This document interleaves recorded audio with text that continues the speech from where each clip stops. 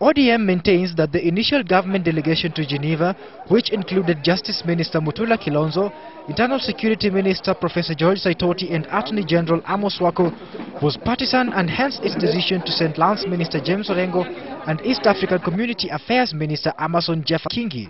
ODM Secretary General Professor Anyang' Nyong'o says there was never a cabinet meeting to decide the composition of the government delegation, and neither were there discussions to come up with a joint government position on the Aliston report.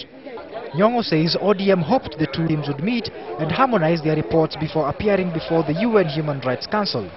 Mr. James Orengo and Amason Kingi left yesterday to go to Geneva and meet this morning with the Honorable Mutula Kilonzo and Amos Wako to harmonize the document being presented to the UN Council of Human Rights, which reflects the point of view of the Grand Coalition government.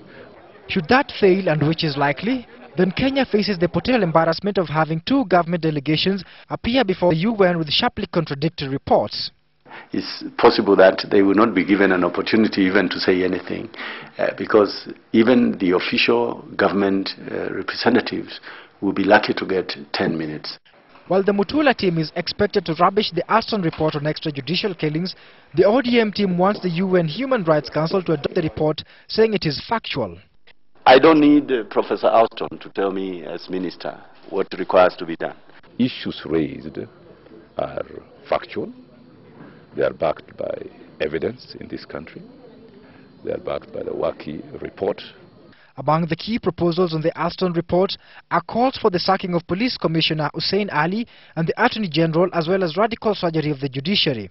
The police are in particular accused of harboring death squads that are involved in extrajudicial killings. Two institutions keeping security in the country, where the administration police is a rogue force, and the police is the one that is doing the normal work, and they are all kind of confusing the public. So will the two parties see sense and agree on a common position, or is Kenya set yet again to be the laughingstock of the international community by washing its dirty coalition linen in public? Andrew Ochieng, Citizen News.